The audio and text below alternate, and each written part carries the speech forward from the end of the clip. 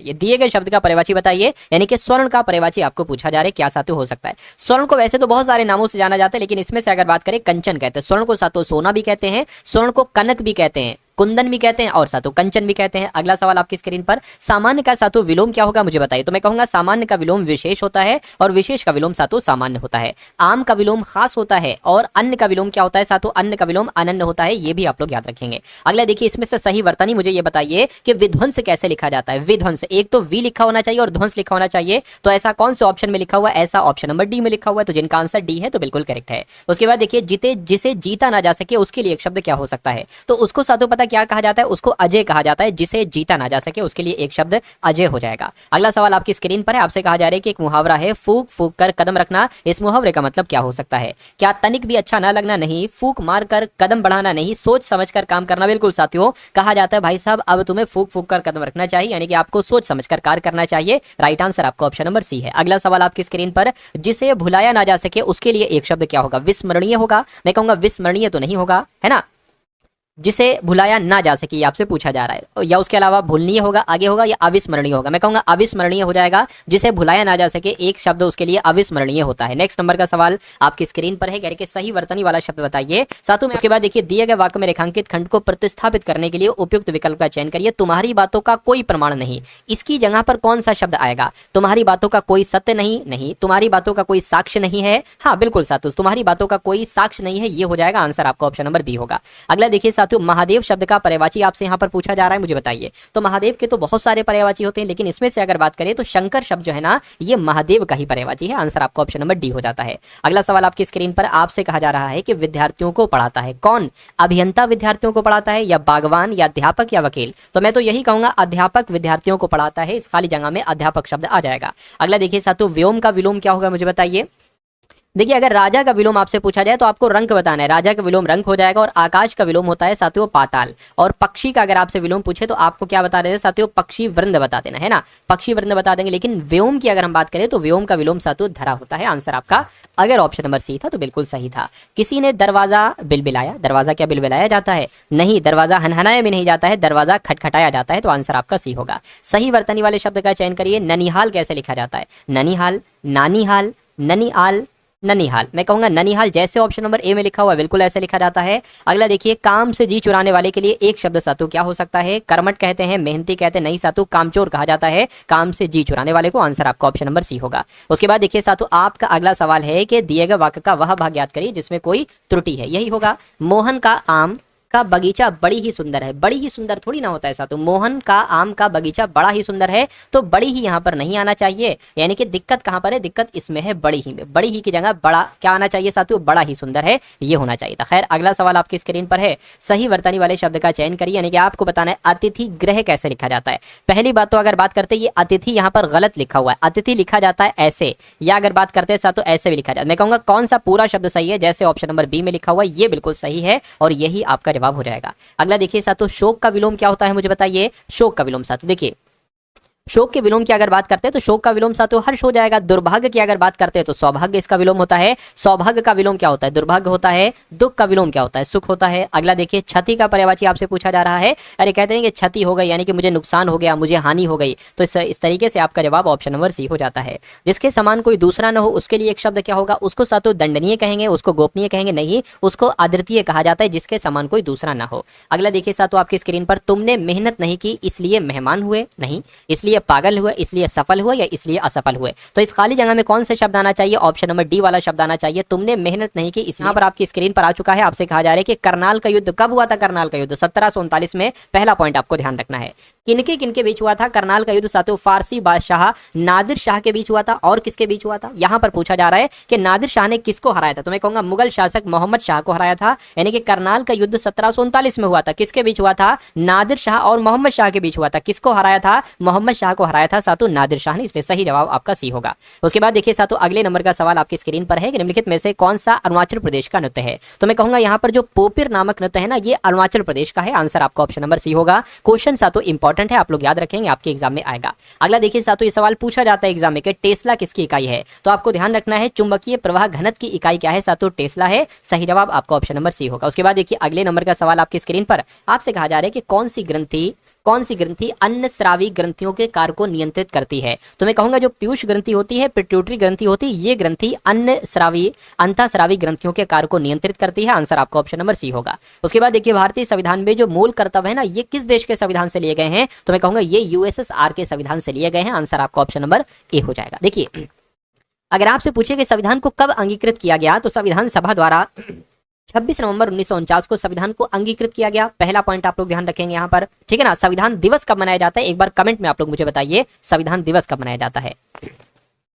उसके बाद देखिए साथियों, भारतीय सिविल सेवा के लिए अर्हता प्राप्त करने वाले प्रथम भारतीय साथियों कौन थे? इंपॉर्टेंट क्वेश्चन है, आप लोग इनका नाम ध्यान रखेंगे। सत्येंद्रनाथ टैगोर इनका नाम है, और भारतीय सिविल सेवा के लिए अर्हता प्राप्त करने वाले प्रथम भारतीय सत्येंद्रनाथ टैगोर थे। ये सवाल कई बार आपसे पूछा जा चुका है। उसके बाद देखिए साथियों, हर्यक वंश के उस शासक का नाम बताइए जो अजात शत्रु का पुत्र था, जिसने पाटलिपुत्र नगर की नींव रखी। तो सवाल दो बनते हैं यहाँ से, पाटली नगर की नींव किसने रखी? तो उद्दीन ने। अजात शत्रु के पुत्र का नाम क्या था? तो उद्दीन था। दोनों बातें आप लोग याद रखेंगे। अगला देखिए, उस इकाई का नाम बताइए जिसमें ईंधन का ऊष्मीय मान व्यक्त किया जाता है। तो मैं कहूंगा सातों किलो जूल में किया जाता है। ईंधन का ऊष्मीय मान किसमें व्यक्त किया जाता है? सातों किलो जूल में व्यक्त किया जाता है। कौन सा शहर चंबल नदी के किनारे पर स्थित नहीं है? देखिए चंबल नदी के किनारे पर स्थित कोटा शहर मैं कहूंगा है, धौलपुर है, बिल्कुल है। जबलपुर की अगर बात करते हैं तो जबलपुर जो है ना, ये नर्मदा नदी के किनारे पर स्थित है, ये चंबल नदी के किनारे पर स्थित नहीं है। उसके अलावा ग्वालियर भी चंबल नदी के किनारे पर स्थित है। तो आपके सवाल का जवाब जो होगा वो ऑप्शन नंबर सी हो जाता है। अगला सवाल आपकी स्क्रीन पर, हमारी सौर प्रणाली में दूसरा सबसे बड़ा चंद्रमा टाइटन किस ग्रह की परिक्रमा करता है? तो ये सातों शनि ग्रह की परिक्रमा करता है। आपके एग्जाम में आएगा, आपको ध्यान रखना है। नागरिकों के मूल अधिकार भारतीय संविधान के किस भाग में सम्मिलित किए गए हैं? तो मैं कह सकता हूं भाग 3 तो आपको याद रखना चाहिए साथियों। क्यों? क्योंकि भाग 3 में जो अनुच्छेद है वो 12 से लेकर 35 तक में है, और इसी में साथियों मौलिक अधिकार का जिक्र किया गया है, भाग 3 में 12 से लेकर 35 अनुच्छेद में। उसके बाद देखिए, भारत रत्न प्राप्त करने वाले उस व्यक्ति का नाम बताइए जो समाज सुधारक है और शिक्षक थे, और जिन्होंने स्त्रियों के उत्थान में एक बहुत बड़ी अहम भूमिकाएं निभाई। तो ये आपसे पूछा जा रहा है, उनका नाम साथियों क्या था? उनका नाम था धोंडो केशव कर्वे। ये आपको ध्यान रखना है, अच्छा और बढ़िया और इंपॉर्टेंट क्वेश्चन है। फसल से जुड़ा हुआ उत्सव पुठारी किस जनजाति द्वारा मनाया जाता है? तो आपको सिंपल सी बात ये बताना है कि जो पुठारी उत्सव है ये किस जनजाति के द्वारा मनाया जाता है? ये कोड़ावा जनजाति के द्वारा मनाया जाता है। आंसर आपका ऑप्शन नंबर सी हो जाएगा। अगला सवाल आपकी स्क्रीन पर है, मणिपुर के सामान्य तौर पर लोगों के समूह द्वारा गाए जाने वाले भक्तिपूर्ण लोक संगीत का नाम क्या है? तो क्या नाम है साथियों? खुबाक एशई है। क्या है? खुबाक एशई है। खुबाक एशई आपके सवाल का जवाब होगा।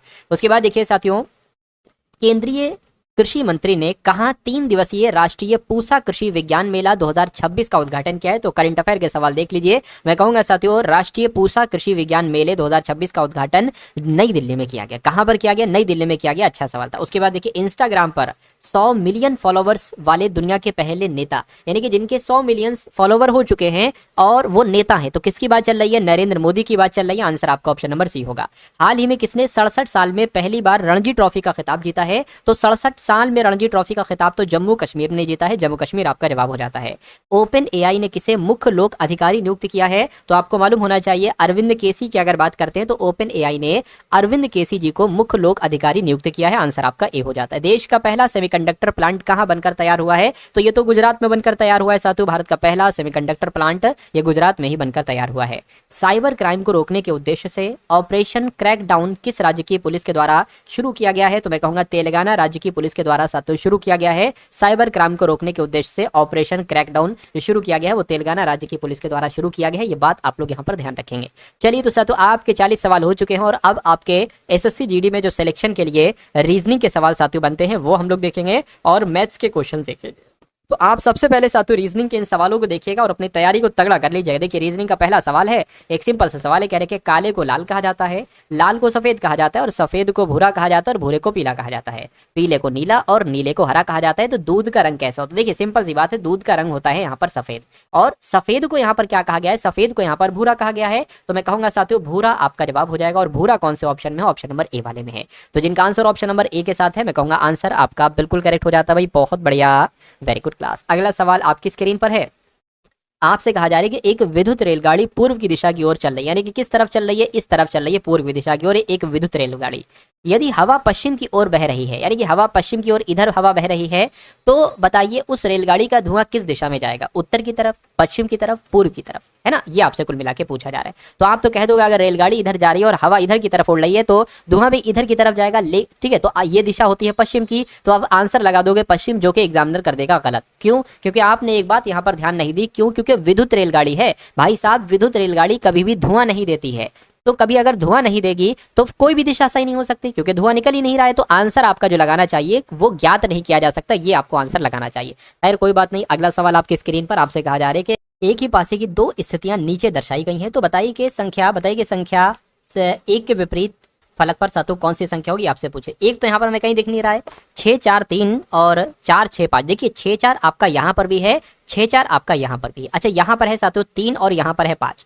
तो मैं तो ये कह सकता हूँ कि 3 का विपरीत क्या हो जाएगा, 5 हो जाएगा। ठीक है, तो अब संख्याएं क्या क्या होती हैं फलक पर, 1 2 3 4 5 और 6, यही तो होती हैं। इसमें से 3 और 5 हटा दीजिए। ठीक है, हटा दिया। अब देखिए 6 और 4 की अगर बात करते हैं तो 6 और 4 का विपरीत 1 या 2 में से कोई होगा। यानी कि अगर मैं ये कहूं कि 1 का विपरीत पूछा गया ना, तो 1 का विपरीत देखिए क्या क्या हो सकता है। 1 का विपरीत यहाँ पर 6 भी हो सकता है और 1 का विपरीत यहाँ पर 4 भी हो सकता है। तो 1 का विपरीत पूछा गया है, सातों 6 भी हो सकता है और 4 भी हो सकता है। तो 1 का विपरीत क्या होगा, सातों 6 भी हो सकता है, 4 भी हो सकता है। ऐसा ऑप्शन नंबर बी में लिखा हुआ है। तो जिनका आंसर ऑप्शन नंबर बी है तो बिल्कुल करेक्ट है। उसके बाद देखिए सातों एक क्लास में छात्र जो है ना वो कतार में खड़े हुए हैं।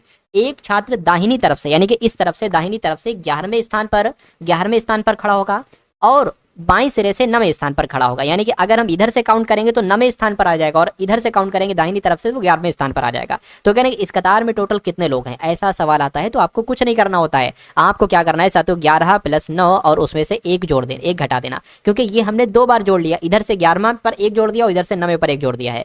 तो 11 और 9 20 हो जाएगा। 20 में से 1 घटाओगे सातों 19 आ जाएगा। तो उस कतार में टोटल कितने छात्र हैं खड़े, तो मैं कहूंगा 19 छात्र खड़े हैं। आंसर आपका जो जाएगा वो ऑप्शन नंबर ए हो जाता है। अगला सवाल देखिए सातों आपकी स्क्रीन पर है, देखिए और बताइए आपका जवाब सातों यहाँ पर क्या होगा, किस ऑप्शन के साथ आपका जवाब जाएगा। आपसे कहा जा रहा है कि z जो है ना ये y से छोटा है लेकिन x से बड़ा है। यानी कि w, z जो है ना ये w क्या लिखा हुआ है साथियों, w, अच्छा ये कुछ नहीं है, W जो है ना Z से छोटा है, ठीक है, लेकिन X से लंबा है, ठीक है। और उसके बाद कहा जा रहा है कि जो Y है ना सातों V जो है ना ये Y से छोटा है लेकिन Z से लंबा है, ठीक है। तो आपको बताना है सबसे छोटा व्यक्ति कौन सा है। हम कॉमन ढूंढेंगे। अगर हम इस लाइन को सॉल्व करना है, इसमें है ZYX, क्या हमें ZYX और आगे मिल रहा है, बिल्कुल मिल रहा है, Z भी मिल रहा है, X भी मिल रहा है। तो देखिए इससे स्टार्टिंग कर देते हैं। Y से छोटा Z है तो भैया Y से छोटा हमने यहाँ पर Z लिख लिया। Y से छोटा Z है लेकिन X से लंबा है ना। चलिए उसके बाद कहा जा रहा है साथियों y से छोटा क्या है, y से छोटा यहाँ पर z है। y से छोटा z है लेकिन x से लंबा है, x से लंबा हो गया। कहने कि w z से छोटा है, w जो है ना z से छोटा है। अच्छा भैया w z से छोटा है तो w यहाँ पर आ जाएगा, मतलब इसके बीच में भी आ सकता है ना। w z से छोटा है लेकिन w जो है ना ये x से लंबा है, w जो है ना x से लंबा। अच्छा अच्छा अच्छा, अब मेरी बात समझ में आ गई। w जो है ना z से छोटा है लेकिन x से लंबा है, ये बात क्लियर हो गई है ना। उसके बाद आपसे कहा जा रहा है कि v x y से छोटा है, v जो है ना ये y से छोटा है, v y से छोटा है तो मैं कहूंगा v यहाँ पर आ जाएगा, v यहाँ पर आ जाएगा, y यहाँ पर आ जाएगा, लेकिन z से लंबा है। v जो है ना y से तो छोटा है, v जो है y से तो छोटा है लेकिन z से लंबा है। देखिए z से लंबा है तो सबसे छोटा कौन है, मैं कहूंगा सबसे छोटा x है। तो x कहाँ पर लिखा हुआ है, x आपका ऑप्शन नंबर बी में लिखा हुआ है। अगला सवाल आपकी स्क्रीन पर देखिए, आपसे कहा जा रहा है कि RED को GHU लिखा जाता है, BLUE को HXOE लिखा जाता है, PINK को कौन से 4 लेटर के रूप में यहाँ पर लिखा जा सकता है, ये आपसे यहाँ पर पूछा जा रहा है। देखिए अगर हम साथियों मान लीजिए, देखिए R से G हो गया है, यानी कि 18 से 7 हुआ है, 5 से 8 हुआ है, D से U हुआ है, तो यहाँ पर लॉजिक क्या लग रहा है, B से H हुआ है, L से X हुआ है, U से O हुआ है, E से, यहाँ पर भी कुछ लग नहीं रहा है। देखिए अगर मैं इसको थोड़ा सा आपको आसान तरीके से समझाऊं, क्योंकि मैं चीज़ समझ चुका हूँ, आपको मैं यहाँ पर साथियों समझा देता हूँ। देखिए साथियों बहुत आराम से, बहुत सावधानी से।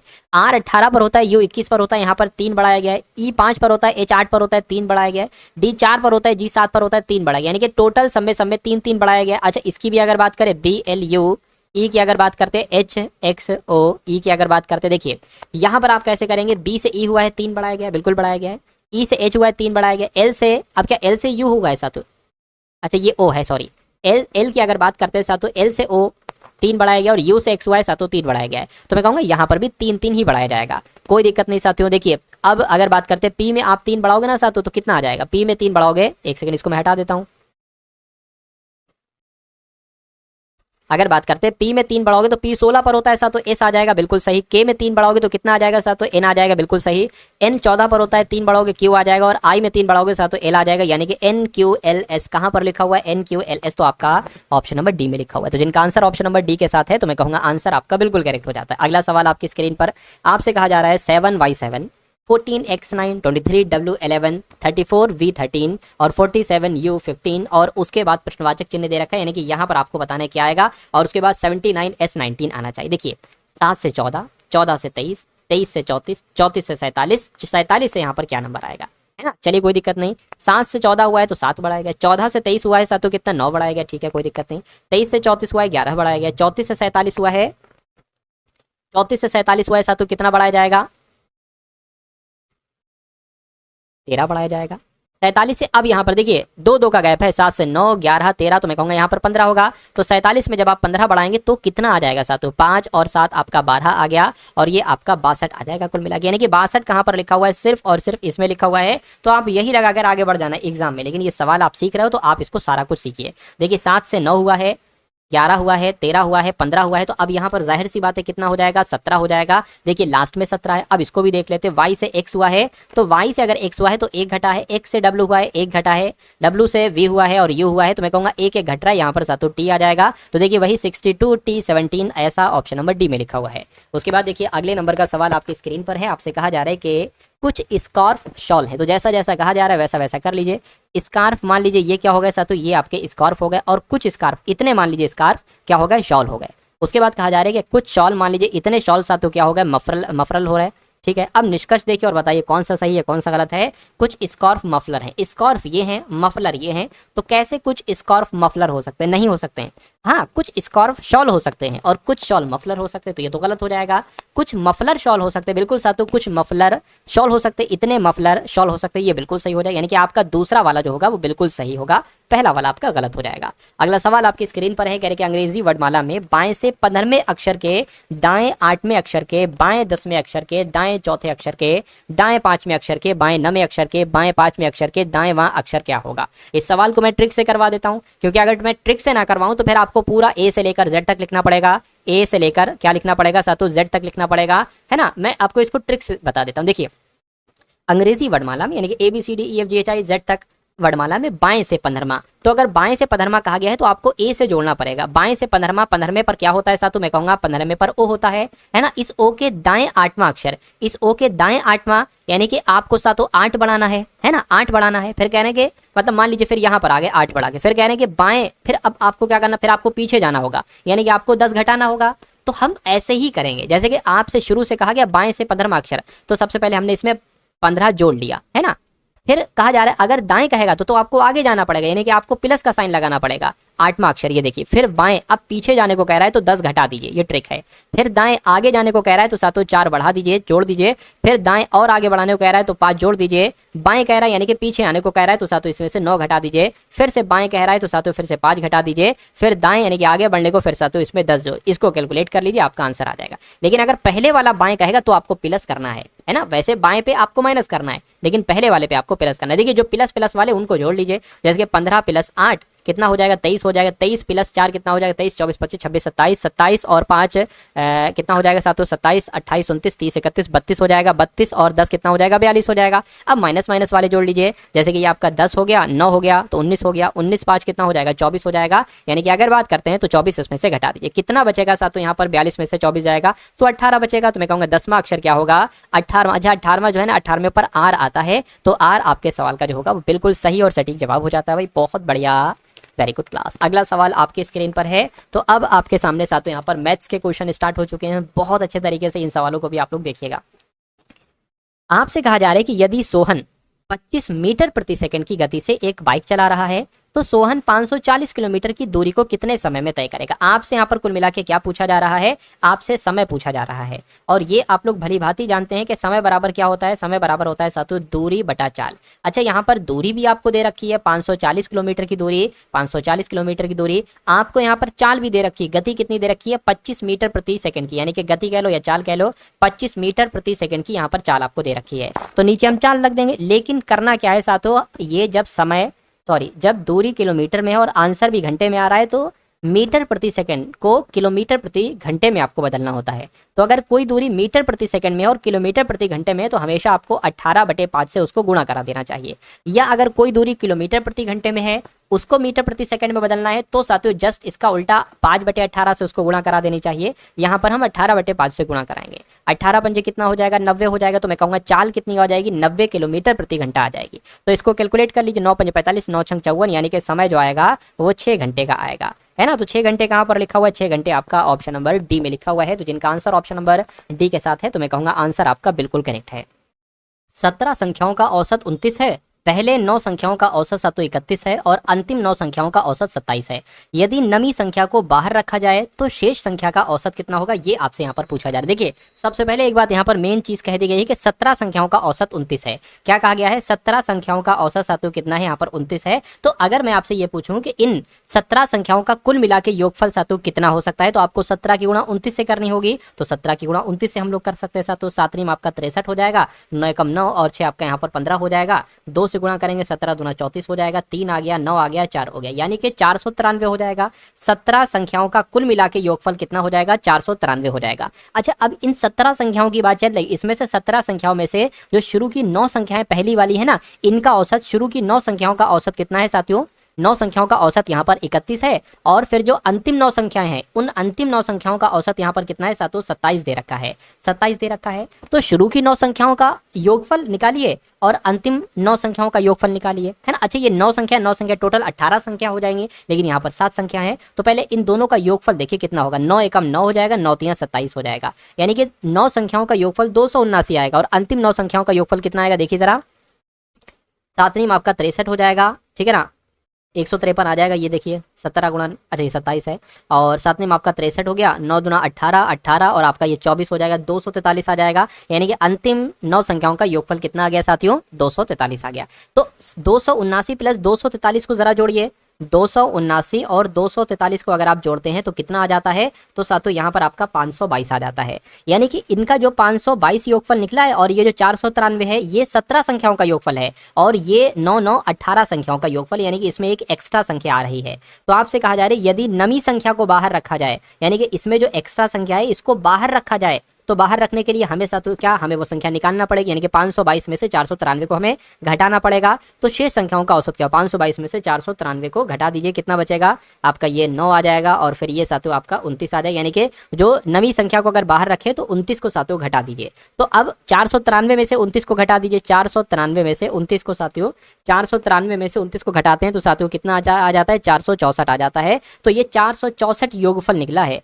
इस 464 योगफल को कह रहे के शेष संख्या को, यानी कि जो शेष संख्या बची इनका औसत क्या होगा। तो इनका औसत आपसे पूछा जा रहा है। संख्याओं की अगर बात करते हैं तो इसमें से एक संख्या हटा दी है, 16 संख्याएं बाकी हैं, इनको आप कैलकुलेट कर लीजिए, आपका आंसर सातों निकल आएगा।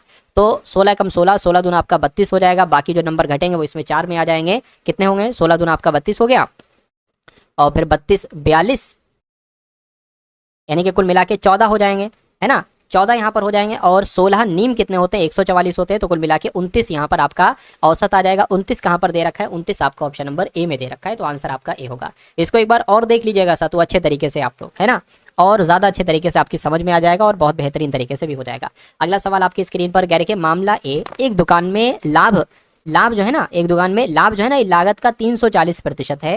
मामला बी, यदि लागत 32% बढ़ जाती है तो मामला ए में विक्रय मूल्य का लगभग कितने प्रतिशत लाभ होगा। सिंपल सी बात, देखिए लागत मूल्य की अगर बात करते हैं तो लागत मूल्य मान लीजिए साथियों 100 है ना।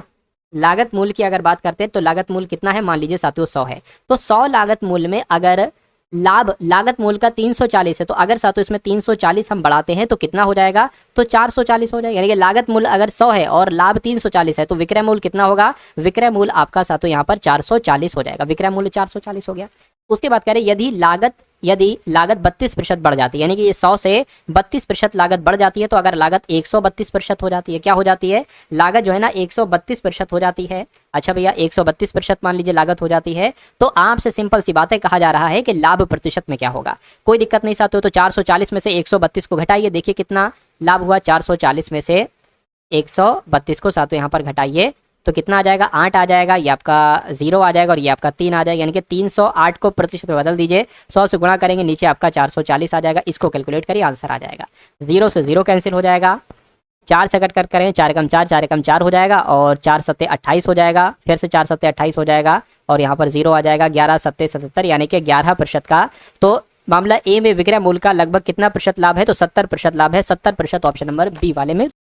तो एक साथियों सिंप्लीफिकेशन का क्वेश्चन आपके सामने 12 माइनस 6.4 भाग 8 है, कितना है साथियों, भाग 8 है, प्लस आपका 0.7 है और गुणा 0.4 है। तो एक काम करिए साथियों, देखिए आप कैसे करेंगे, 7 चौक 28, एक नंबर के बाद पॉइंट, एक नंबर के बाद पॉइंट, तो 2 नंबर के बाद डायरेक्ट पॉइंट आ गया यहाँ पर, ठीक है, कोई दिक्कत नहीं।